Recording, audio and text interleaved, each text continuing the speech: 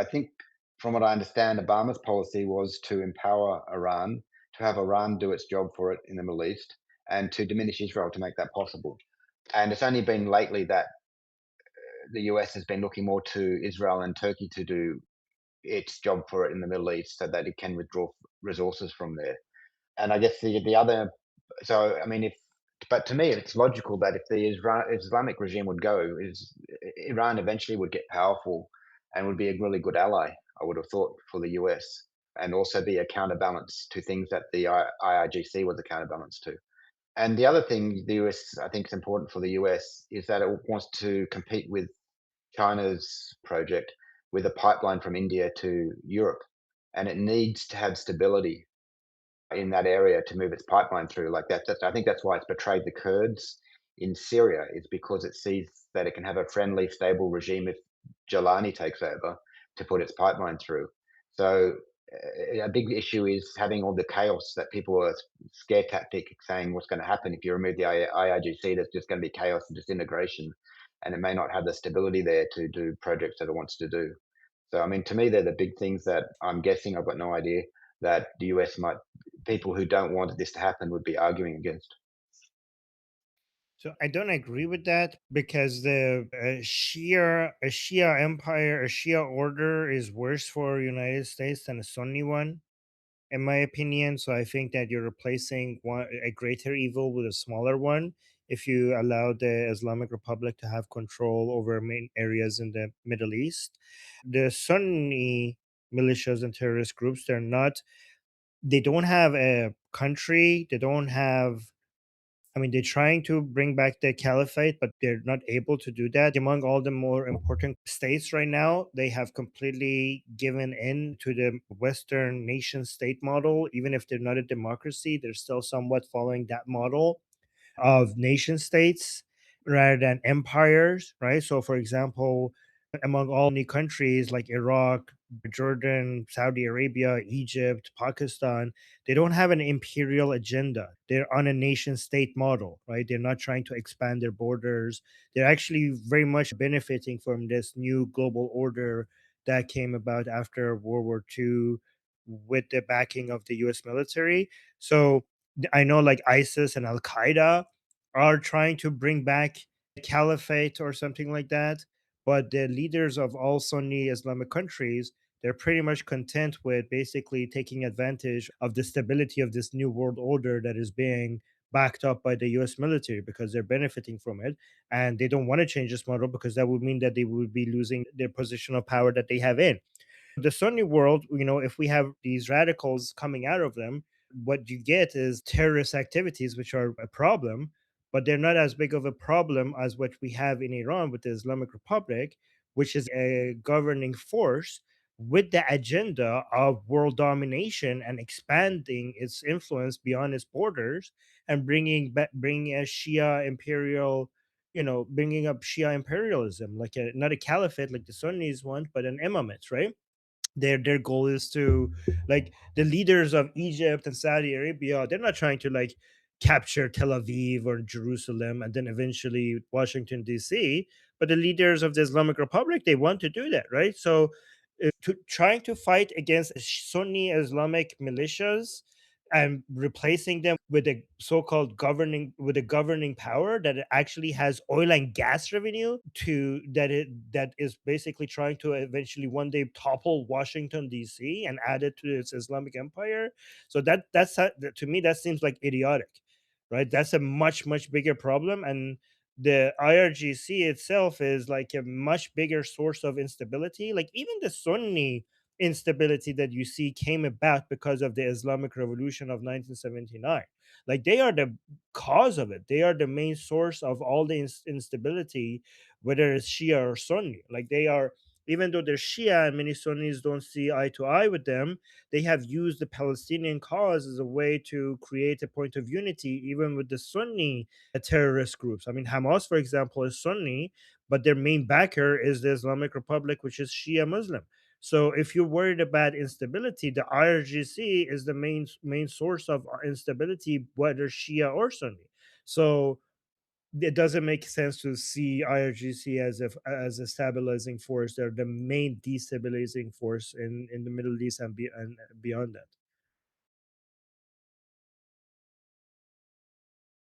Does that make sense, Jeremy? Y- Yeah, I'm not quite as optimistic, but I think Gary was shaking his head a lot when I was talking. You might want to say something And what I'm saying is fact. This is not opinions. These are facts. These are established facts. about the IRGC. Yeah, I'm a bit more concerned, I guess, about what's happening in reaction to possible fall of the IRGC, the Turkish Saudi Pakistan alliance, and the way that Saudi seems to be moving away from its no Islamic radical policy to now becoming more allied with That the Muslim Brotherhood.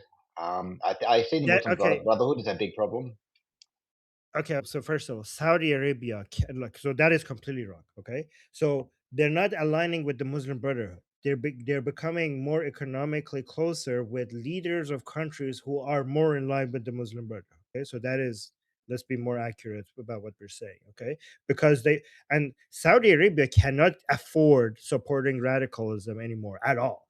The reason the moves that you're seeing that they're making, they're desperate to diversify their economy from oil and gas. So they're basically economically getting close to whoever does trade with them. That doesn't mean that they're going to be supporting radical like terrorist activities.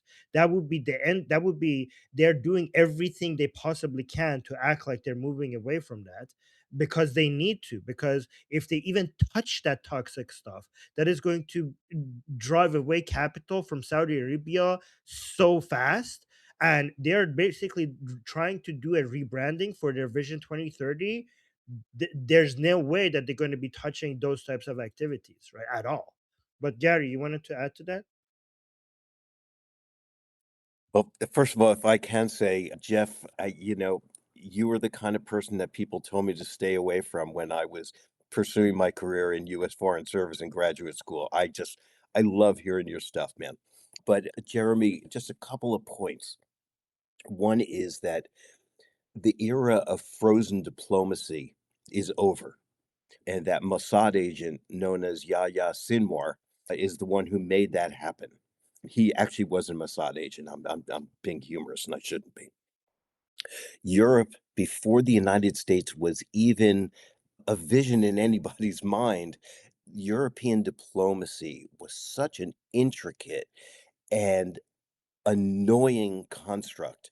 It just froze everything until people built a big enough armada to kill everybody that they were debating with.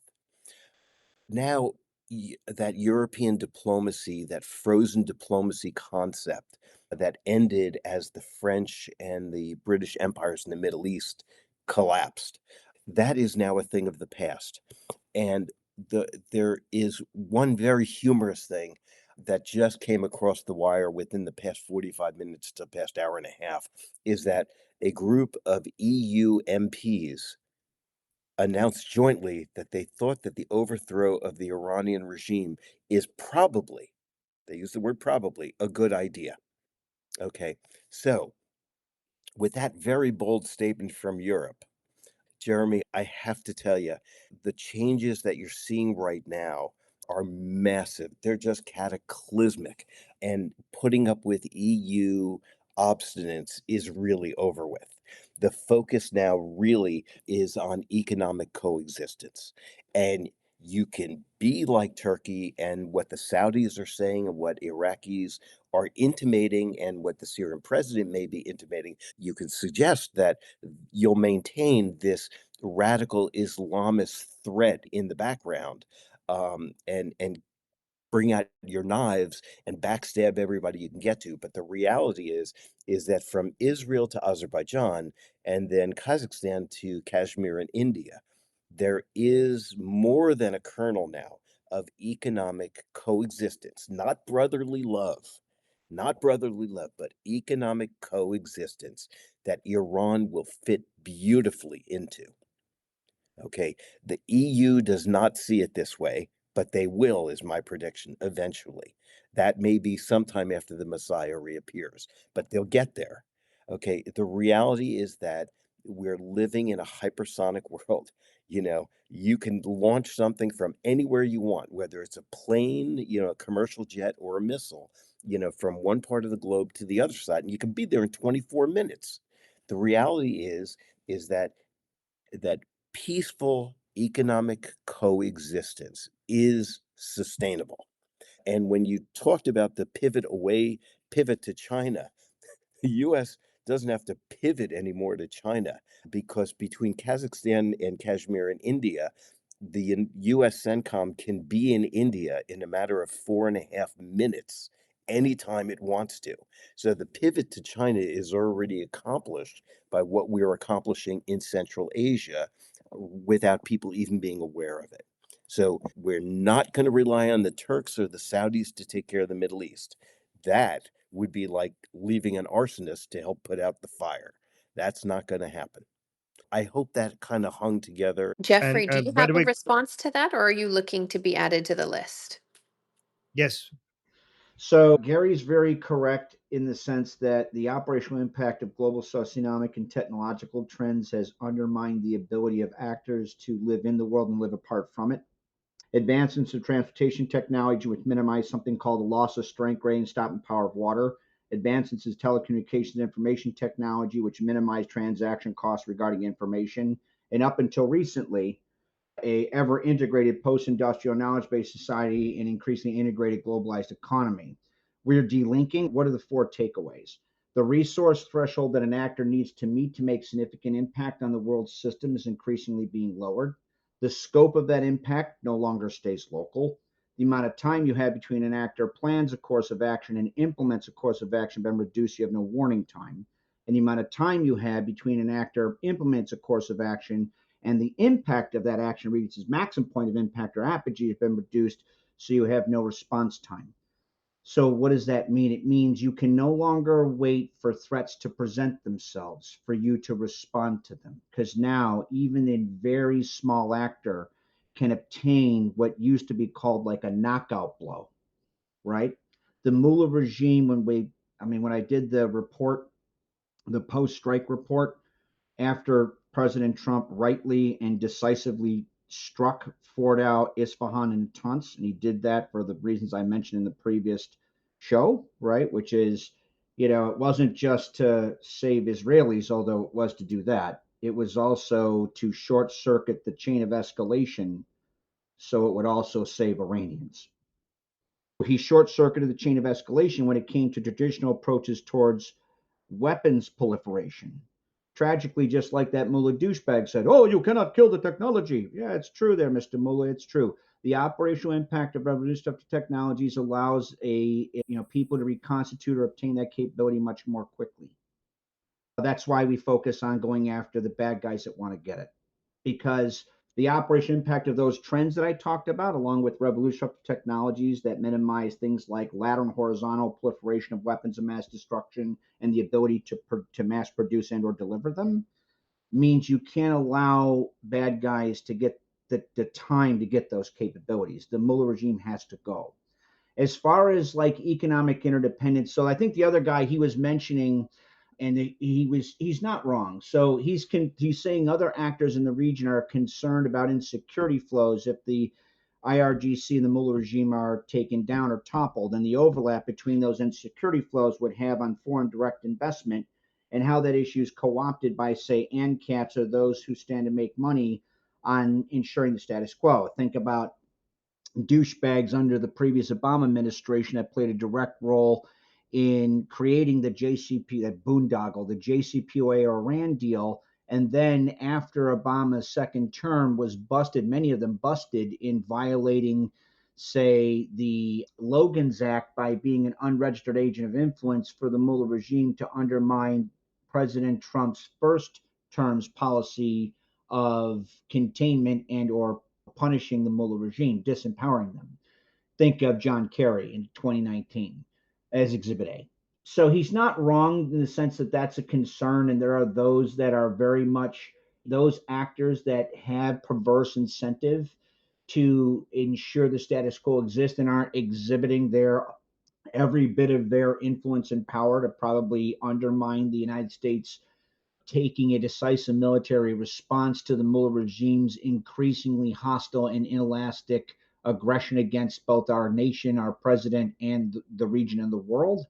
I'm saying that the operational realities underwritten by those global socioeconomic and technological trends, along with a lot of other things, which I don't want to go into because I'd be taking too much time, is underwriting almost assuredly why even people who are hard realists like Vance saying we have to hit them. Not saying it is an Just issue that you shouldn't. Go ahead. Sorry. No, I just want to add something. Like, whatever short-term chaos that this is going to cause, the toppling of the Islamic Republic, at the end of the day, the long-term results is that an agent of chaos is now losing access to oil and gas money, and the replacing government is going to have access to oil and gas money that is probably going to be spent on a military and an intelligence operation that is going to be neutralizing terrorist groups in the region. So that is the long-term result of all of this. All right. Oh, did Jeffrey wanted to be added to the list, or do you want to respond to this? Real quick. So add to that also removing the Mullah regime, given the organization operational ties between the Mullah regime and Putin's criminalized counterintelligence state and the Chinese Communist Party, and the fact that the Mullah regime sells heavy crude to the Chinese Communist Party to underwrite the energy requirements that the Chinese Communist Party is using to recklessly compete, military industrially compete with the United States. Removing the Mullah regime is not only going to stabilize the world in the manner that you said, that's very true. It also reduces the relative comprehensive national power between the autocratic bloc and the United States-led Western alliance. In other words, removing the Mullah regime also undermines the ability of Putin and Xi to further fund or support their respective acts of belligerency in their own theaters, whether that be Europe Perfect. or Southeast Asia. Yeah, it's bloody obvious, right. but it's bloody obvious for a long time. So why has the US only this year decided to go for regime change? Well, because the Iranian people were not there yet as a force that because the Iranian people have now proven with their level of bravery and determination that there's an alternative to the Islamic Republic. They have demonstrated that. Prince Reza Pahlavi has demonstrated that. The Iranian people have demonstrated that they are united with each other for something. So it's so far upon this point, it was very clear to everybody that the Iranian people are anti-Islamic Republic, but it hasn't been clear if they are united for something else that is an alternative to Islamic Republic that could stabilize everything. Now that is clear. Do you think the American administration backs Pahlavi? They're not going to, I think they're going to, I think what they're noticing is that the Iranian people want Pahlavi, and Pahlavi is pro-America and pro-Israel. I don't think they could come out openly say they're for Pahlavi because they don't want to seem like Pahlavi is their puppet. What they're publicly saying is they're going to be supporting whatever the Iranian people decide. And if that is what they support, eventually the Iranian people are going to want Pahlavi back. But so, Gary, just quickly say, and because I know other people have been waiting to speak for a very long time. So, Gary. Yes, and thanks. And Jeremy, I think the best way to delegitimize Prince Pahlavi is for President Trump to say this guy is great. Right. Perfect way to delegitimize him. Right. I think President Trump did the wise thing of saying, "Oh, when they asked him what he thinks of this Pahlavi, he said like, well, I think he's a good guy, but I don't know. With the Iranian people are going to make the decision." I think that was a pretty wise response. That's what he should be responding. And by the way, guys, again, for people who are new here, the way to speak is to click the reaction button at the bottom of the screen, click the hand raise icon, and then BT will add you to the list. So, guys, let's go to Leonard because he's been Without waiting further for. ado, Leonard, I'm so Yeah, happy to call Leonard. you. Can you hear me? Yes, we can hear you. Hey, hello, Armin. Thank you for your attention and your time. Just before I ask my question, a small thing to say. I like watching. I wish you wouldn't have to watch it, but I guess I'll stay with I like watching your joint streams with Goldie. It's very important to have this viewable in the English language for everyone to understand. Yes, a round of cheer for everyone. Yes, thank you, Armin. Thank you, Goldie. I think the combination of both of you is very interesting because you complement each other in various ways.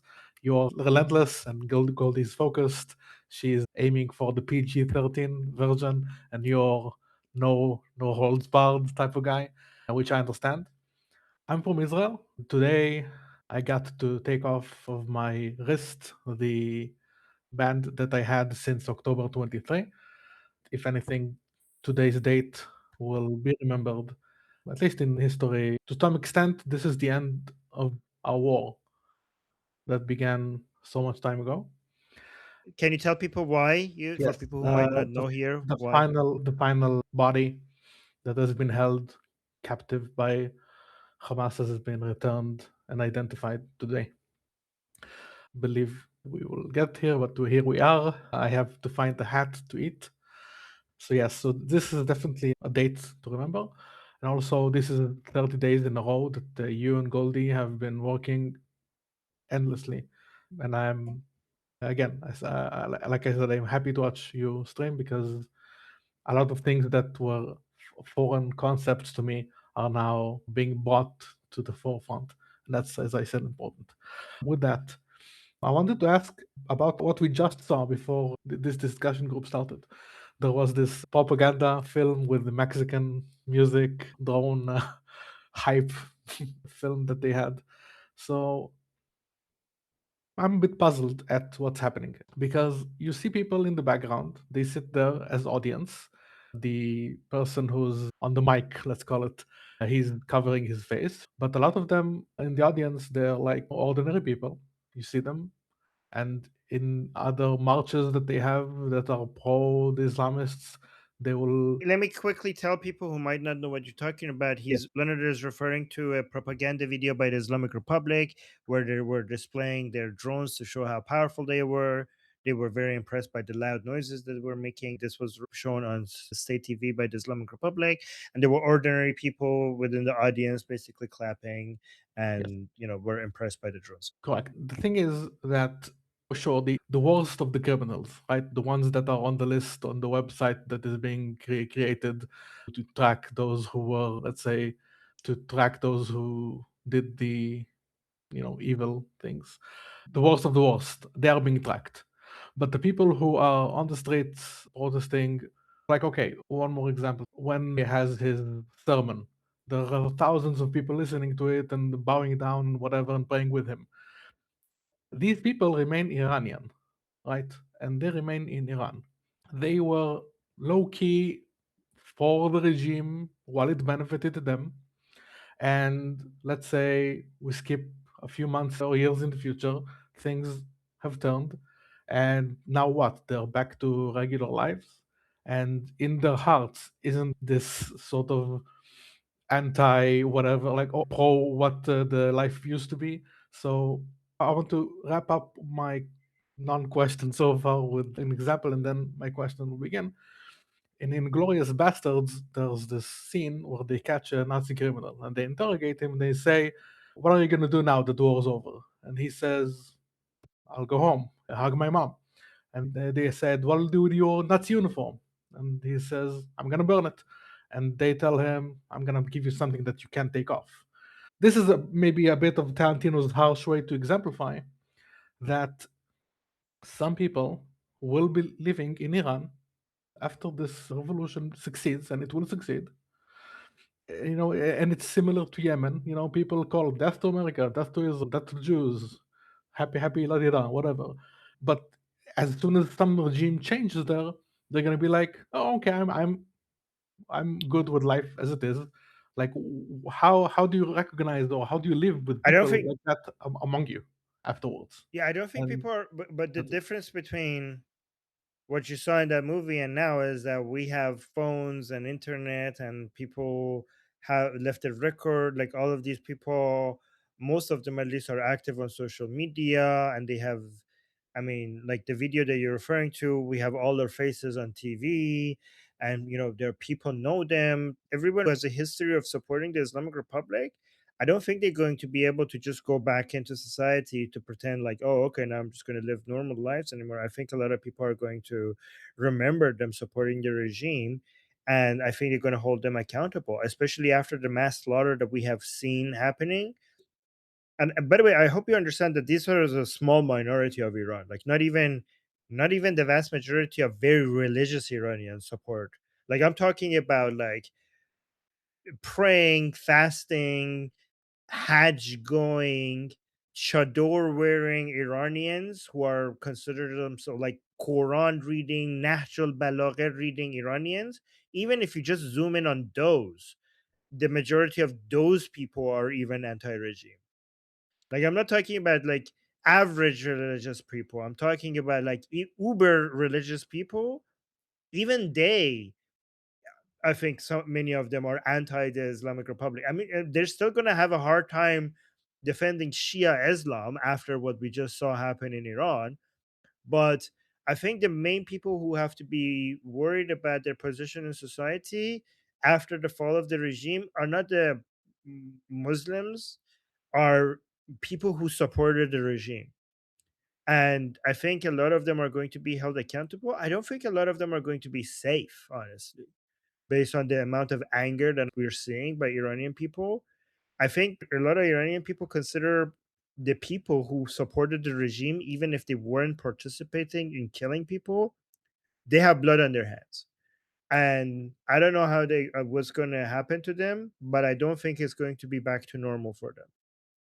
But at least the good thing is that they're a small minority of the Iranian population. I don't know. Does that answer your question? It sort of does. You did speak earlier about these 12-day nationalists, and I think that those are people you're also referring to.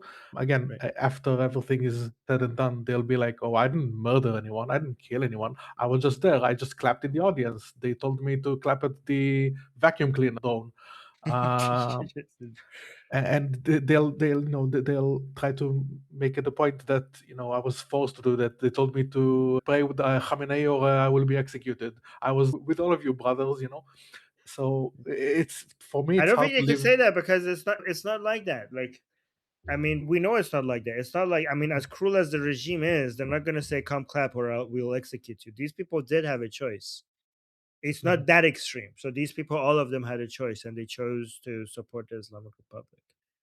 Okay, thank you for your time. I hope for the best. Thank you. Okay, next we have Daniel Dome and then Gary and Babak. Hey, good evening. Did somebody check the news of Israel? No, why not? Why not? They wrote something like, let me just quickly translate it.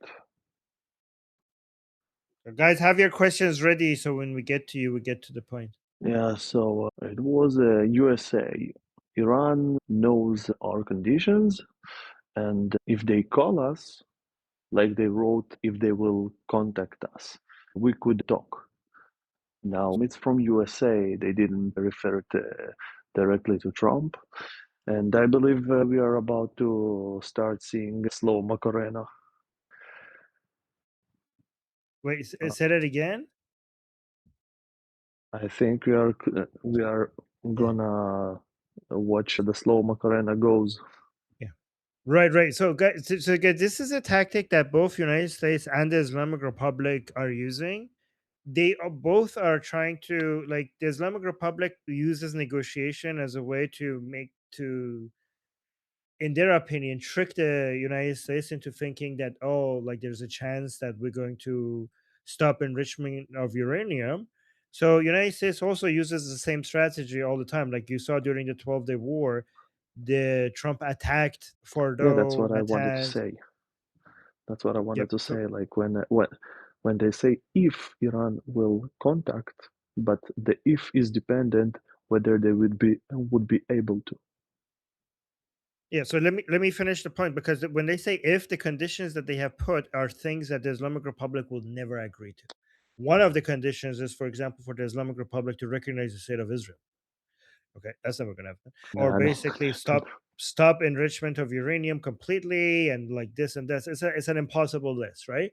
But at the same time, they need to make sure that there are some people within the Islamic Republic who think there's a chance that the war might not happen, for them to keep working on trying to like talk to the Americans to convince them to not attack. This is the understanding that, and the Islamic Republic does this with the United States as well. They're like, oh, let's negotiate over enrichment of uranium. These are our conditions, trying to trick America to think like there's a chance where where the Islamic Republic is not going to go nuclear. And they think that they are successful at tricking America to believe this, and then use the negotiations to buy time. But at the end of the day, United States does the same thing to them, use negotiations to keep the Islamic Republic officials divided. Some of the reformers might be hopeful that they could talk to America to hold them back. You need to make sure that your enemy is still guessing, like it's not 100% certain about what you're going to do. So that's why they need to keep the line of communication open, just to make sure that they're not 100% sure about what you're about to do. And again, what I was saying is like during the 12-day war, the Islamic Republic was negotiating with Trump, thinking that the negotiations means that they're not going to be attacking while the United States is not going to be attacking while we're in the middle of the negotiations. And the United States, right in the middle of the negotiations, Trump bombed Fordo, Natanz, and the nuclear site in Isfahan. And Armin, to I have, that point, may sorry. I ask, everybody is talking about the weekends, right? Oh, the weekend, the stock market. And I get that. However, isn't that a little predictable? And would you be surprised if there were a midweek attack? No, I wouldn't be, because people expect it to be on a weekend. Maybe that would mean that they're going to do it not on a weekend. Or maybe because people think that, oh, it's always on a weekend, so they're going to surprise us and make it on a midday attack. Then maybe it's going to be on a weekend again, because the people maybe not expecting for them to do the same thing again, because that would be too predictable. So the unpredictable thing would be to do the predictable thing, because nobody predicts that you're going to be doing the predictable thing. You are giving Princess Bride right now, I have to say. I mean, another question is, i- is there any helping outcome of these conversations, like in the matter of the revolution? Like, Say do you that think again. so, is is is there any help out of these conversations? Like, Oh, do you think there so is an are you saying, are outcome? these conversations helpful? Yeah, that's what I'm asking. Yeah. So that's why we're recording it. So here's what needs to happen. Right now, we're not just in a military battle. We're also in a battle of narratives. This is information war. So this is why the Islamic Republic, this is how we know that this is helpful, because the Islamic Republic wouldn't be investing so much money misinforming non-Iranians about what's happening unless this was important. So the fact that the Islamic Republic is trying so hard to misinform Israelis, Americans, Canadians, Europeans, so this must be, it must be important for people to be aware of what's happening. It must be against the interest of the Islamic Republic for more people to be having a more accurate information about what's going on, or else it wouldn't be making sense for them to be spending on all of this propaganda. So that's how we know this is good to inform people. Does that make sense? Yeah, but like, I'm not sure how many people watch these recordings on YouTube. Well, this is how this isn't. You shouldn't be thinking about how if everybody, because it's not just us. You have to be part of solution. You can Nobody can think. Nobody can expect themselves to be the solution.